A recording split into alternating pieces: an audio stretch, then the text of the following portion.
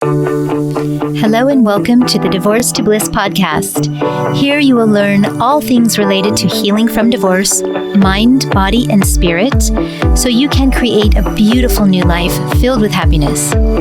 I'm Rachel Ruby, author of Divorce to Bliss, divorce coach, speaker, and attorney, and I'm so glad you found me here. Hello and welcome to the Divorce to Bliss podcast. I'm Rachel Ruby, and this episode is really going to be fantastic because we are going to talk about yoga, using yoga in your divorce healing journey to help you heal and ground yourself.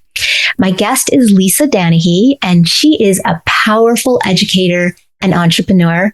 Her nonprofit Create Calm has facilitated cultural shifts and deep healing for thousands of students, teachers, and families in hundreds of schools and community organizations across the country since 2016.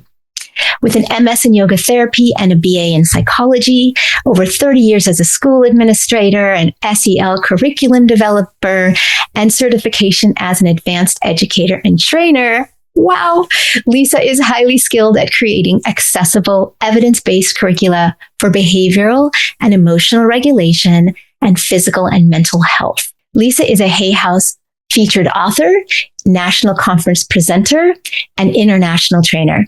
She is grateful for every opportunity she has to co-create healing and healthy living. And so with that, we welcome her to the podcast. It's so great to have you here, Lisa. Rachel, it's great to be here. Thanks for having me. Yeah. And you wanted to start with something, I know. So let's go for it. I would love if we could start this episode with a little bit of internal and external connecting.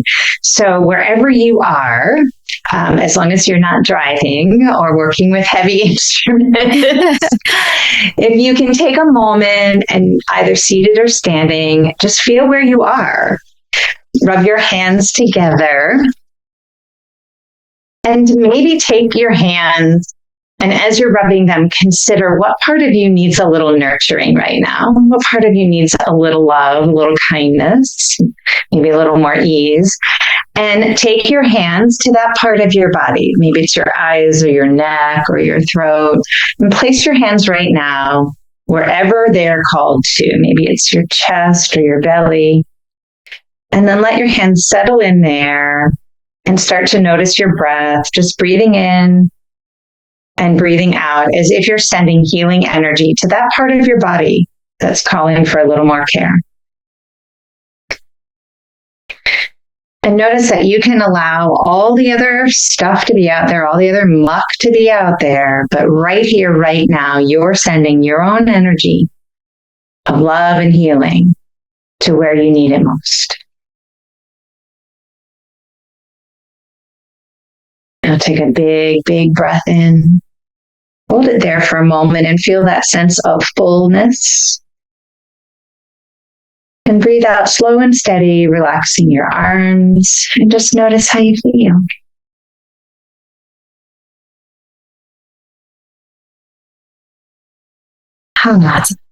It's always such a calming thing to do, and it's so simple, and you can do it anywhere except, like you said, if you're driving or using heavy equipment. But it's I think we often forget how just sitting and focusing on within and taking a breath or two is so healing. Thank you. You're welcome. Yeah. I just felt it was appropriate for the conversation we're having today around how to use these mind-body practices to support you through big life transitions, and divorce is certainly one of them. But I thought maybe it was best to start with sort of a recognition of how we drop in and how easy it is. So it was a great thanks call. for letting me share that. Yeah, wonderful start. Thank you. I love that. I feel a little bit calmer right now, so that's nice. Let's talk about yoga, shall we? I'm so excited for this episode because I love yoga. I've been doing yoga for probably about almost 20 years. I don't do it as much now as I used to. I mostly do it kind of at home in the evening or in the morning by myself rather than going to the studio. But I love going to the studio. It's just life is busy. And Yoga always has instilled within me a deep sense of calm. And whether I'm doing it for 10 minutes or an hour, it's just that time for me to come down and just focus inward. And I know that's really hard for some people, but I think with practice, you can do it. And I would love for you to start off by telling us how you have used yoga or used yoga back when you were going through your own journey through divorce and how that helped you heal. Sure. I think that one of the things to remember, and one of my goals in being a yoga therapist is to go to your mat, to connect with the practices, but then be able to integrate the practices into your daily living. And that's sort of what happened for me. I had a friend many, many years ago, gosh, I bet almost 40 years ago, who was studying yoga, and she was becoming a teacher. And she asked me to come and be part of her class. And I said, okay. And at the time I was actually a busy law firm executive, and I had 2 kids, and I was, quote, living that dream, right? I was burning myself out at all sides. So I went and I did this yoga with her, and I had the same experience that you did of, whoa, there is a calm there that I typically don't access. And it was really wild because at first I thought, okay, I'm going to do the exercise part. And then when it gets to that relaxation, I think I'm going to buzz out. But I very quickly started to realize that the relaxation part, that's the integration. And that's where your body says, oh, wait, we want to do this again. And that's the memory forming. And that's the key to beginning to take the practices off the yoga mat. And I went through many years of doing my own personal yoga practice, and then decided, as I was leading a preschool in Washington, D.C., I decided that the tools I was using could really help the teachers and the kids. And so I started integrating more yoga practices into the school routine and into the curriculum. And nowhere along the way did I recognize how valuable these tools were going to be for me personally. I just kept thinking, oh, I'm going to share them. And I became a yoga teacher.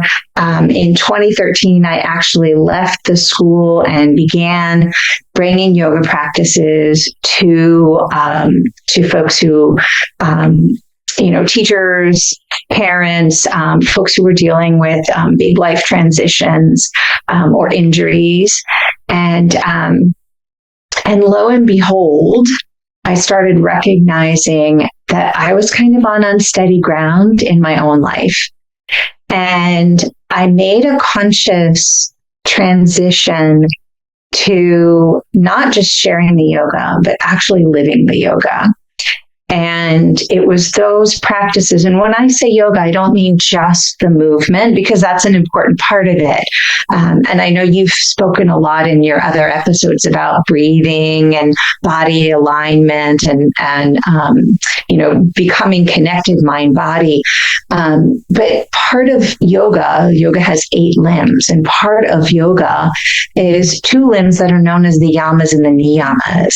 And they're about moral and ethical principles. How do you lead your life? How do you treat yourself? How do you treat others? And so as I studied these, I started to recognize sort of an incongruence in how I was growing into this newer version of me, and it wasn't fitting in the old space I occupied. And so I started to practice and do a lot more of the meditating, which is part of yoga, and the yamas and the niyamas, and studying, and found that as I did this, I not only recognized a clear path and that I was on the path to and through divorce, but it kept me steady. It allowed me to be really proud of myself, and it allowed me to be really in much more I don't want to say control, much more presence and power. It didn't make it easier. Let me be very clear. It doesn't sugarcoat it. It doesn't soften it. The the grief, the pain, the loss, the challenges are still there. But for me, the yoga gave me some tools to explore and learn from it and evolve through it. That's beautiful. That's beautiful. Yeah. Thank you for sharing that. So let's get a little bit maybe sciencey and talk about how yoga incorporates the breath to calm us, to ground us, and eventually, help us to come to a point where we are calm enough to kind of, for lack of a better term, like you said, take control of or oversee our own healing journeys. I love that, overseeing our healing journeys. I think it's awesome. And I will say that one of the first things that I would acknowledge about the yoga experience for me in going through my divorce was it certainly helped me get to a place of calm, but it just as often helped me get to a place of big emotion and releasing and dealing with that big emotion. I think we as women sometimes feel this generalized pressure to be small, to be contained, to be in control. And my yoga mat called me to a place where sometimes I got really big and I got really loud and I moved the energy that was so important to move for me to feel that I could come back into balance, that I knew who I was, and there was nothing wrong with it. Nothing wrong with it. And all of that bigness and the littleness, all of the explosions and the calm, they're all part of the nervous system, and the nervous system helping us to navigate our experiences. And in terms of super simple physiology, we react to stress, whether it is environmental, physical, or emotional. We react to stress through our bodies. Our bodies get defensive. Our bodies take on the same qualities, no matter what kind of stress, in order to stabilize and combat the stress. So the heart might start racing, you might start sweating, you might feel your muscles get tense, you might feel your breath shorten. And what's happening more and more these days is we are in that stress state chronically. And so when we're in that chronic stress state, there's no opportunity to rebalance, to re-regulate. And the nervous system isn't able to process and respond to messages that we're getting on the outside or the inside about how well we are. And so yoga lets us simulate the stress response on our yoga mat and then start to feel what it's like to come back into balance. Because on a yoga mat, if I move very energetically, or I do a long holding and I feel that tension, as soon as I stop holding, the stressor is gone. And it's very clear to me the stressor is gone and I can relax. And so the more I go to my yoga mat, the more opportunity I have to feel the creation of a stress experience and the dissipation of the stress, so that I can then feel the calm. And that's exactly what you were describing at the top of this episode, that sense of whatever I do on that mat, I come into the end and I go, oh, and that's what's happening. And the nervous system is coming back online. It's becoming more resilient, more capable of pivoting in the crisis scenarios in real life, because you're practicing it in that nice, consistent, safe space of your yoga mat. Right. Wow. That is, thank you. That I love how you explain that. And that word balance is just so indicative of, if you had, I never thought about it, but if I had to pick a word to describe yoga and what it does to you, body, mind, spirit, that's the word. It's balance.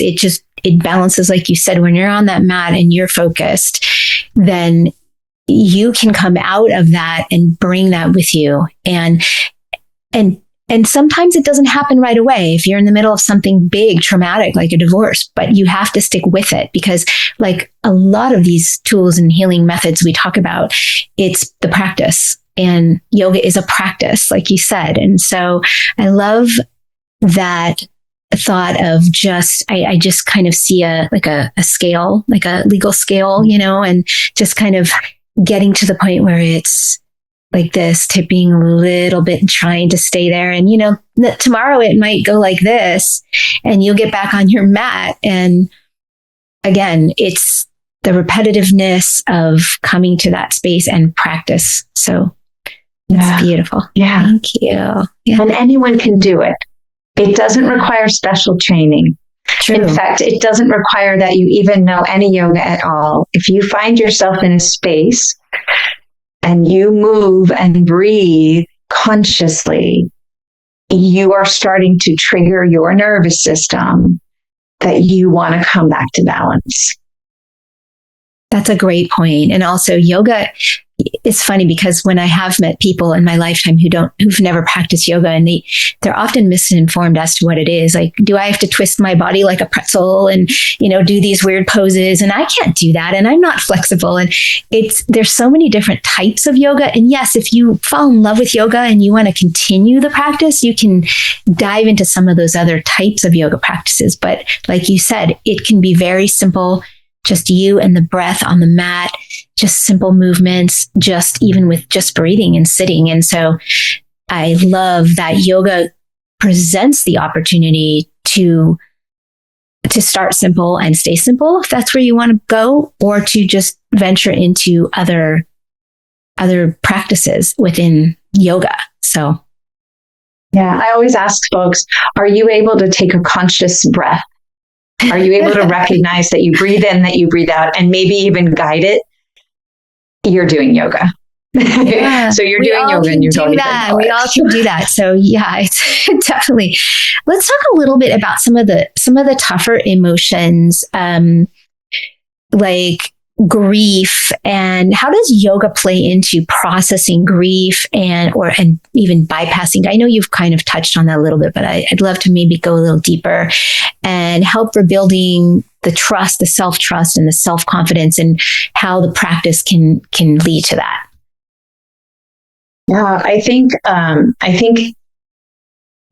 grief isn't a linear process, and yoga isn't a linear practice.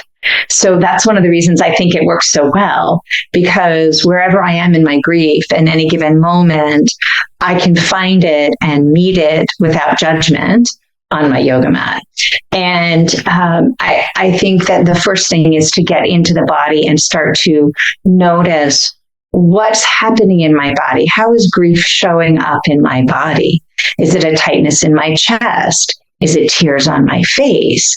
Is it my shoulders and my fist clenched? Whatever it is. And then working with that and saying, okay, so that's the energetic state of grief in me right now. Maybe it's curled up in a little ball. Maybe it's shaking. Whatever it is, I'm going to say, so the energetic state of me in this grief right now, where can I meet it? What can I do to meet it? And I'm going to honor that state, the existence of it. Yoga is a practice of awareness and attunement without judgment. So once I've recognized that state, then I can begin to shift it. And once I can begin to shift it, then I start to feel more power, and my self-confidence starts to grow, because I go, whoa, I felt that, and I actually feel a little different now. I have a lot more control than I thought. I have a lot more capacity to know what I need than I thought. Divorce is a very potentially demoralizing space, and it's a potentially volatile point for losing your sense of self. Because many of us stepped very boldly and very sternly into the role of spouse. And many, if not all of us, thought it was forever. And so here we are letting go of this role. And when you let go of that role, it can be challenging to find the identity that is underneath the role, the identity that's the core at who we are.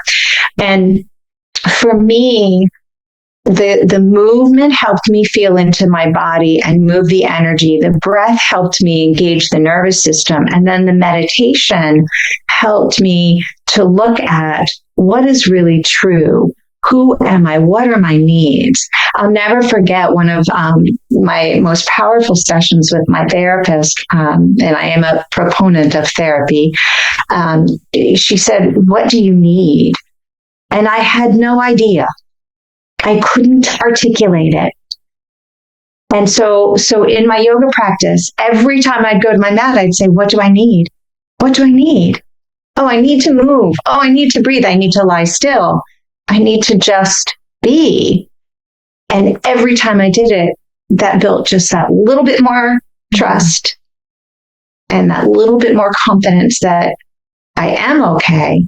I'm going to be okay because I know who I am. Just a little more. Just a little more. Yeah. You're right. And that's the process. And I ask my clients as well, what do you need? And many of them, just like you said in the beginning, have no clue. No clue, because they don't know who that me is, that we were a we, now you're a me. And some of them are just like, what do I do?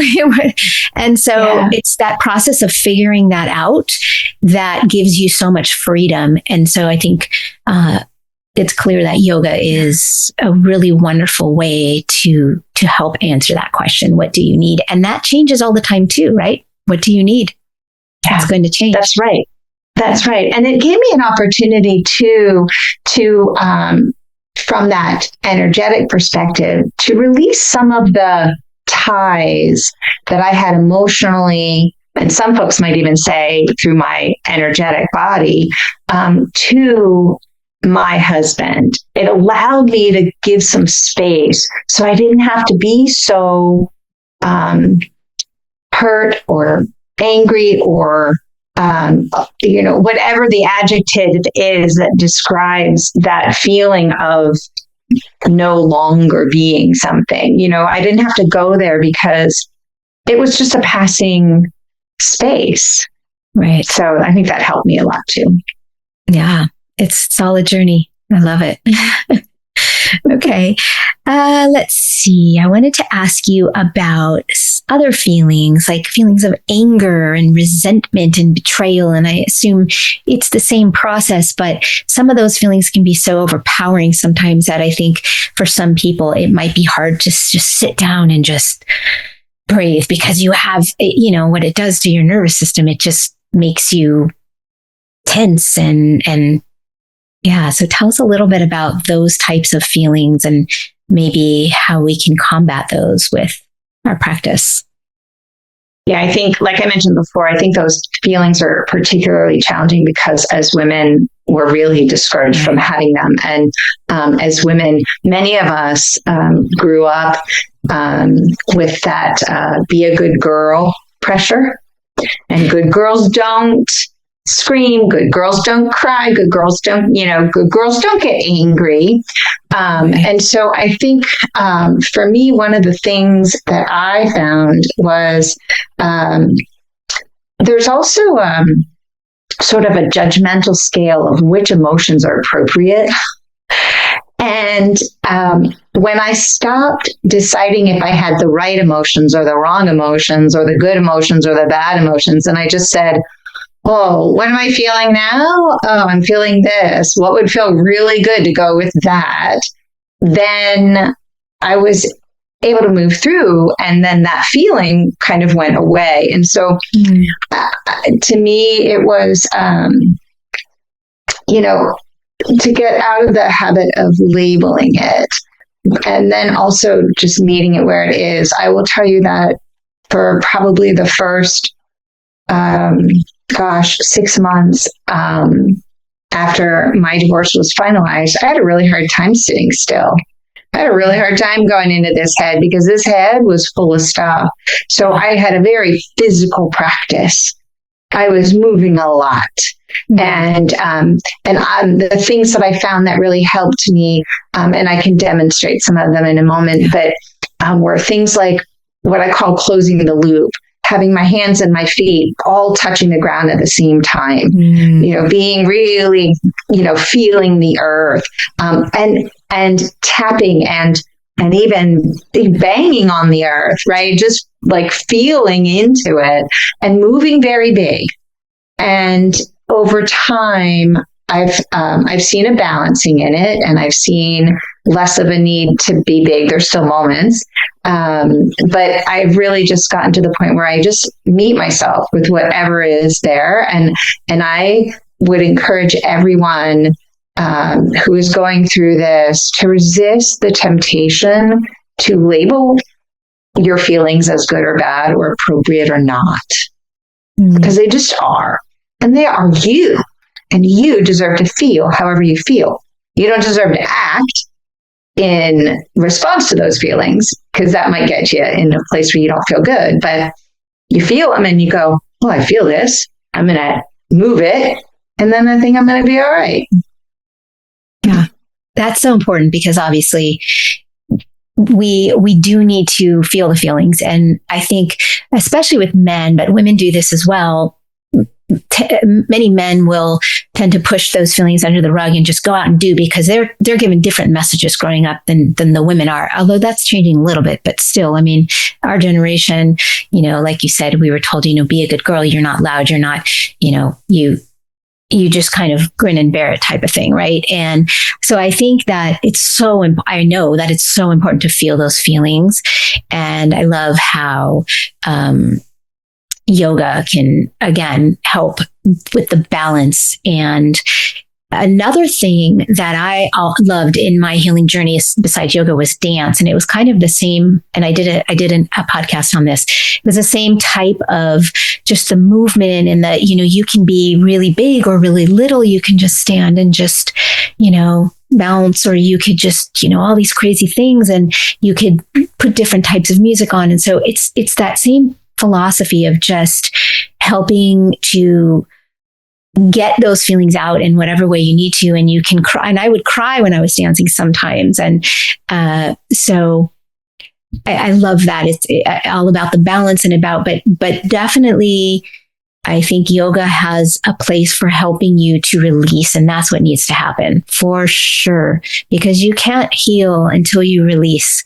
And I did want to say one more thing. You mentioned about people maybe having feelings about basically being feeling shame and things like that. We sometimes come out of divorce and into the healing process with these feelings of shame, which come from culture, religion, society, family, telling us all our lives, that you get married and you have the family and the house and the picket fence, and you don't get divorced. So it's such a taboo in many cultures still, and in religion still, and within individual families.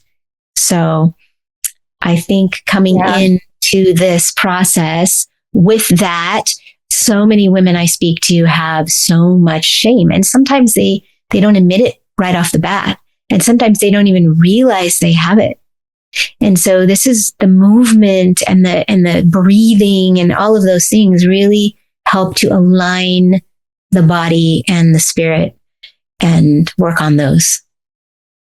Well, and like you said, one of the things that we're here to practice in this being human is this notion of letting go. And if you think about it very physically, when I hold on to a ball, if you throw another ball at me, I need to let go of that ball before I can catch the other ball. I need to release what's there in that space before something new can come. And so this notion of letting go is super important in yoga, but I also might say in being human. And I often tell my students, and this isn't very clean, so I apologize, but you pee, you sweat, you cry. It's just a release. So whether it's sweating or crying or whatever it is, what you're doing is opening yourself up to filter out what you no longer have to hold on to anymore. And it is in that letting go that you make room for that new version of you to arise. I love that. Ah. Okay, so we're going to do something fun now. And I'm glad everyone who ever stayed, I should have mentioned this in the beginning, but Lisa's going to guide us in some practices that you can do on your own just to start learning about yoga and moving your body and utilizing the breath. And she's going to go through, I guess, some poses or a series or some movements and help us kind of maybe have a little daily routine that we can start with. And if we want to, after that, if we start doing that and we like it, I'm going to put all the links up at the end of the podcast where you can reach Lisa and learn more about using yoga to heal. So I'll let you take it away, Lisa, and show us some great yoga moves. Hey, I'm going to stand up. So if you've got room and you'd like to join me in the practice, or we can record this and you can watch it later. But ideally, you want to have space where you can stand and feel the ground. And you're just going to stop for a moment and just let your feet touch the ground and walk a little bit one foot and then the other, and then plant your feet and put a little bend in your knees and feel yourself arriving in this space. Now we're going to do a little space check. So reach your arms out, make sure there's room on either side of you that you can reach freely. And then take your arms, reach them up overhead, big breath in. And as you breathe out, bring your hands right down through the middle like this. And we're going to do that a couple of times. Imagine you're a balloon filling up with breath. And as you breathe out, there's this little tiny hole in that balloon emptying.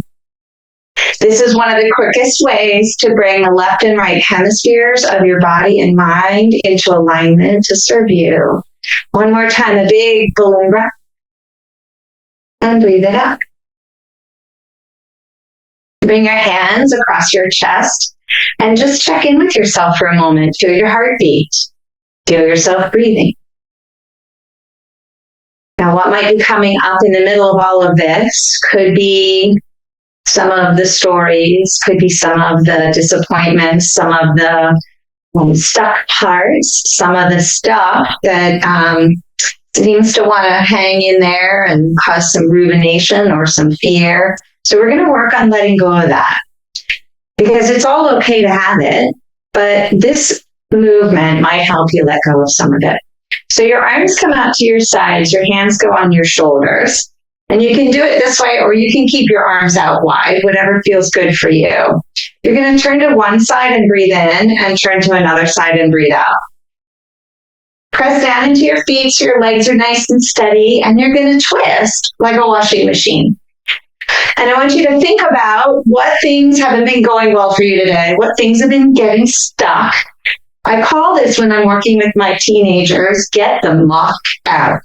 So I want you to think about getting the muck out. Take whatever is stuck inside of you, whether it's low energy or high energy, and imagine you're flinging it off your arms. If you're doing it like this, just let your arms keep going and swinging, loose and free. We're going to do this for just a few more moments. I want you to really feel into that gentle twisting through your rib cage. You're squishing that stuff out like you're wringing out a wash rag. All right, now slow it down and make it go a little bit slower. And then come back to center, relax your arms by your sides. Take a big breath in and notice how you feel. Maybe even bring your hands across your chest and notice if your heartbeat's changed. Notice if your breath has changed. Notice how you feel now. Now, if you've still got some stuff to unmuck, then we're going to do one more big thing. This is a little bigger energy thing. And I'm going to show you all the three parts, and then we're going to do it together. So it requires 3 sips of a breath in and 1 big exhale. So it goes like this. Your arms come out in front with a little sip, and then out to the side with a little more sip, and then up overhead, And then as you breathe out, you swing your arms down and you say, ha. So it's breathe in, breathe in, breathe in, and out. Sip, sip a little more, sip a lot, and press it out. Do 2 more of these with me. Really make that sound. Come on, let's do 1 more. Now hang for a moment with your head down towards the ground, arms dangling. And then bend your knees and bring your belly on your thighs.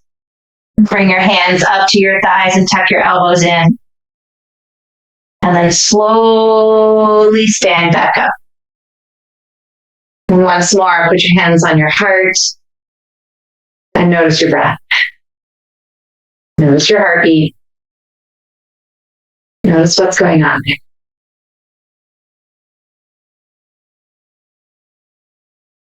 Now, I don't know about you, but for me, there are times when I lose track of my confidence and my strength and who I really am. So this last thing I want to show you is a little bit of a way to get it back. So stand in a place where you can move your feet forward and back. Hold your hands together right in front of your heart.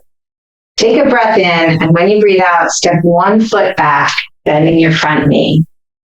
That back foot's at about a 30-degree angle. Reach both hands out in front of you and curl your knuckles in. Take that outside arm and bring your hand back and put it in your armpit. Now imagine you're shooting an arrow. And as you breathe out, say, shh, and press down into your feet. Shh. Start to feel into your strength, into your power. Shh. Now repeat after me. I am brave. I am smart. I am strong. Now open up that back arm, uncurl your fingers, and bring your hands back together again. Take a big breath in, and as you breathe out, step that back foot forward. Place your feet right next to each other. Take a moment to notice the left and right side of your body. And then when you're ready, step that other foot back. Bend that front knee. Angle that back foot 30 degrees. Reach out in front of you. Now this time when you curl your fingers in, give yourself a 2 thumbs up. Look right at those thumbs. Give yourself that thumbs up.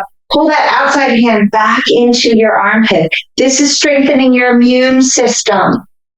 This is opening your heart and lung meridians.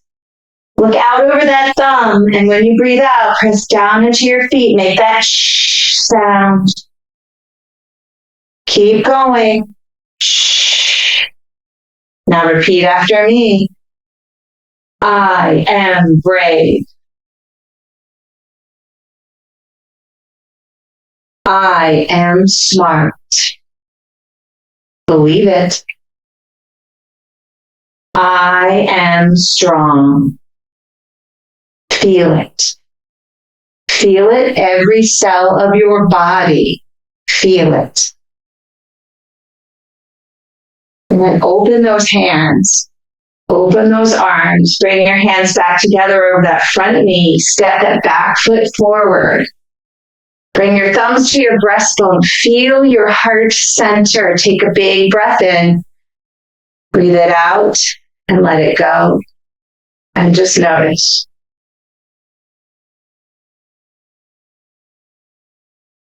Now drop your arms by your sides and start to shake. Shake your legs and your arms and your body. Shake your head. Shake every bit of you. So this is actually what animals do when they're getting out of a stressful situation. They let it go. So this is the ultimate letting it go. And any of the things that we've done together today, you can do just one of them, or you can do this whole sequence. Let it all go. This is your last chance. Get rid of it. Get that muck out. All right. Now take another big breath like we did when we started. Arms up overhead. Feel into that inhale. As you exhale, bring your hands right to your heart.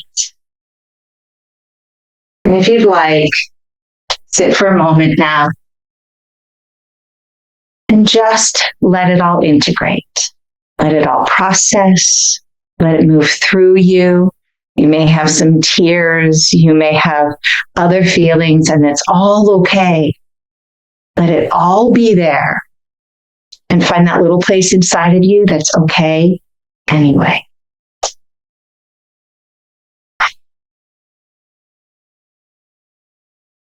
Thank you, Lisa. That's so wonderful. And I love the shaking. I do that myself every morning as part of my little Qigong routine when I wake up. And I also use that in my speaking engagements. I get everyone up and we start doing some shaking. And when you were doing the exercise before the last one, with the kind of, going down and all of that, and it reminded me joy. Breath of Joy. It reminded me of one that I also do in my speaking engagements, which is just so amazing to release. It's just such a release. It's just, I do a little differently where I come over here. It's like a Kelly Ma thing, throw it down. But I love those exercises because they're such little movements, and you wouldn't think that would make you feel differently, but oh my goodness. It's just, even the shaking, I know. It's like loosens it up, and it just get it out, get it off, just let it go. Yeah. Yeah, absolutely. And you can do those things anywhere. You can do them in a boardroom. You can do them in a classroom. You can do them in your bedroom. You can do them standing in line at the grocery store. Just you might get some side glasses, but it's okay. We don't care.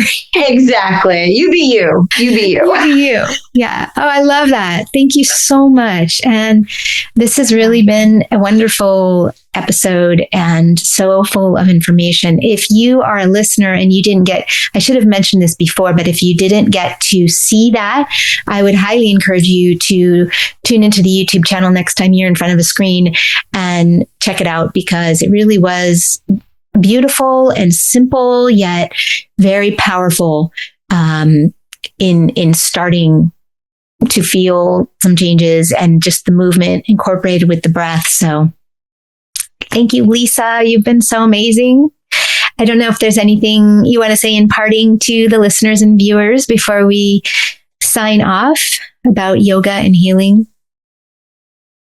I think the thought I would like to leave you with is that all of the challenges we're going through, all of the unknown and difficult spaces are all presented as opportunities for us to reconfirm and reconnect with that joyful, harmonious, in balance light within us. It's there no matter what.